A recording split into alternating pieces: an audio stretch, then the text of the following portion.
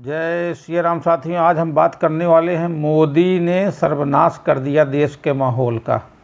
हाँ, तो हम आगे बढ़ते हैं। मोदी ने सर्वनाश कर दिया देश के माहौल का, यह बात तो 100% सही है। 70 साल तक इतनी मेहनत करके इस देश के हिंदुओं का दिमाग ठीक किया था, लेकिन मोदी ने पिछले 7-8 सालों में सारा गुड़ गोबर कर दिया। करीब 150 साल पहले स्वामी विवेकानंद ने कहा था कि गर्व से कहो हम हिंदू हैं, लेकिन इस खानदान ने ऐसा कोई इकोसिस्टम बना दिया था कि लोग अपने को कुछ भी कह लेते थे, लेकिन हिंदू कहने में शर्माते थे।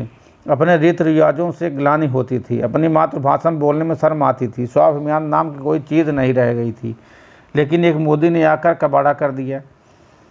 अब हालत यह हो गई है कि प्रियंका गोस्वामी कॉमनवेल्थ में सिल्वर मेडल जीतकर स्टेडियम में अपने हाथ में बाल गोपाल कान्हा जी को लेकर विदेशी धरती पर गर्व से खड़ी हो जाती हैं और हमारे देश के रेसलर भगवान शिव पर सरेआम जलाभिषेक करते हुए दिखाई देते हैं।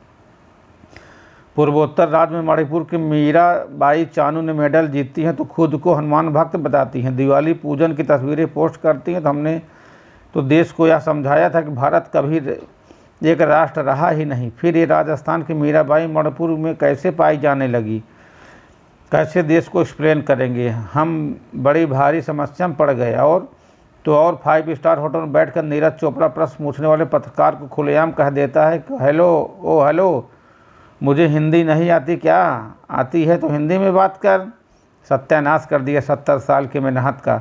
अपनी मातृभाषा पर गर्व करने लगे। भारत के लोग हद हो गई, हमेशा भारत तो नहीं चाहते थे। अब सुना है कि NCERT अपनी इतिहास की किताबों में भी बदल रही है और सच्चा इतिहास पढ़ाएगी, जिसमें बताया जाएगा कि भारत को बार बार लूटने वाले जिहादी सुगर, बाबर, गौरी, गजनबी, सिकंदर, चंगेज, अकबर आदि महान नहीं थे। ये तो एक नंबर के जाहिल, गंवार, चोर, लुटेरे, कायर, डरपोक, बांसी दरिंदे थे।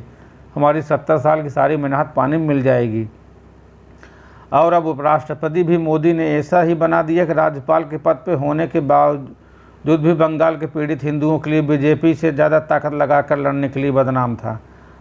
और सबसे भयानक बात तो यह है कि इस मोदी ने राष्ट्रपति भी ऐसी महिला को बना दिया जिसे शिव मंदिर में झाड़ू लगाने में अब गर्व का एहसास होता है, और जो खुलेआम यह बात कहती है कि मैं अपने जीवन में जब अवसाद का शिकार हुई थी तो भगवान शिव और ब्रह्म कुमारी आश्रम के कारण ही अवसाद से बाहर आ पाई थी। अब तो के राजशाही और उनके वामपंथी मित्र बस एक ही गीत गा सकते हैं, हिंदुस्तान में जिए तो कैसे जिए, ये पूरी दुनिया दिल लगता नहीं वापस बुला ले, भारत माता की जय, वंदे मातरम। जय श्री राम सीताराम। वीडियो अच्छी लगी तो चैनल को सब्सक्राइब जरूर करें।